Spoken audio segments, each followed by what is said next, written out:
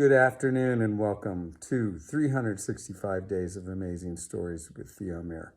Here we are on day 207 and I'm continuing the story of the two Viziers from 1001 Arabian Nights. Now, you might remember that Badr al-Din served his own son, Ajib, and his servant, the most delicious pomegranate seed dessert. They went back, they were so full that when Badr al-Din's own mother, who also cooked pomegranate seed dessert, served hers to them, they were not hungry, but they found hers to not be as good as Badr al-Din's, the cook at the cook shop in Damascus.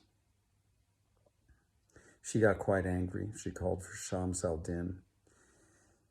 The servant tried to deny it, but he couldn't, because he started to get beaten, so he finally fessed up as best he could to the fact that, yes, they'd eaten at the cook shop.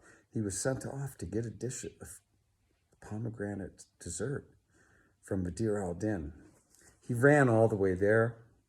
Afternoon was on its way. He was worried that the cook shop would be closed and he would only get beaten more. But he got there. And he addressed Badr al-Din, "Excellent cook, please, I need a bowl of your most delicious dessert. For I have a wager that I have set to see whose dessert is the tastier." Well, Badr al-Din replied that his was obviously going to be the tastiest because the only one who could compare in making something that was as flavorful was his own mother, who was far away. The servant didn't care. The bowl was given to the servant. He actually even was given money when he ran to the cook shop to pay Badr al-Din for this dessert. And so he returned running. And when he got there, it was presented to Badr al-Din's own mother, Nur al-Din's wife. And when she tasted it, she could hardly believe what she was tasting. It was so good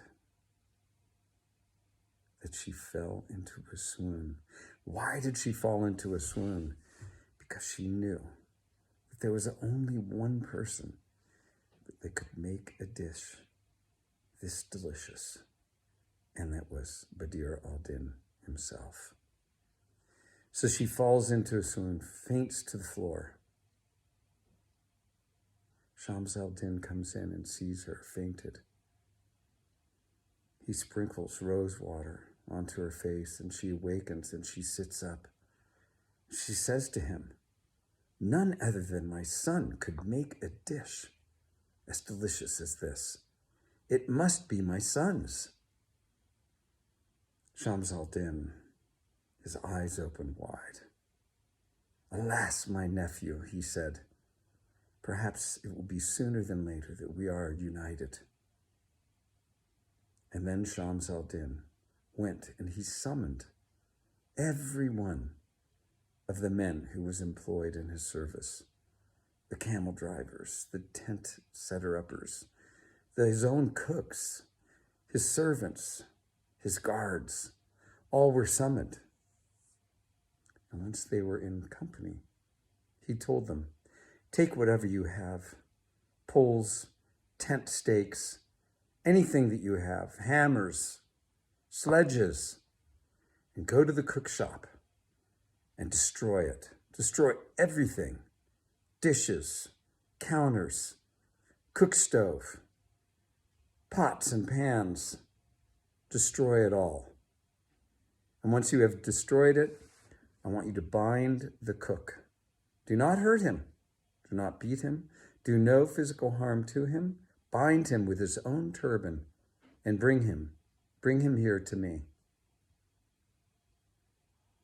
Go at once, and I will be going to the Vizier of Damascus immediately."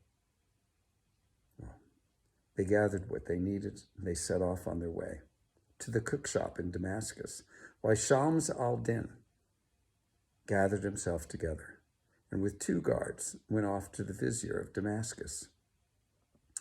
There, in front of the Vizier, he presented his papers that had been given to him by the king of Egypt. The Vizier kissed those papers and said, "Who is your adversary?" Shams al-Din said, "It is a cook in the city, who runs a cook shop." The Vizier said, "Fine." Immediately he called for 2 guards, 3 soldiers, 4 of his best men, and sent them off with Shams al-Din to the cook shop. They were planning to destroy it and to bring the cook in. But when they got there, the cook shop was utterly destroyed and no one was there. During the time that Shams al-Din had gone to the Viziers, his men had gone to the cook shop and utterly destroyed it. Badr al-Din had begged them to stop and asked them what his crime was. And every time he asked what his crime was, one of the men said to him, "Are you the one that cooked the pomegranate seed dish?" He said, "Yes, I am." "Well, what is the crime in cooking a dish like this?" "Are you the one?" they said. "Yes, I am, indeed. I am the one." "Then you are the one." They bound him with his turban after they had destroyed everything. A large crowd had gathered. They said, "Oh my goodness, there must be some cause for all of this to be taking place." Badr al-Din, against his will, was drug away to the tents of Shams al-Din.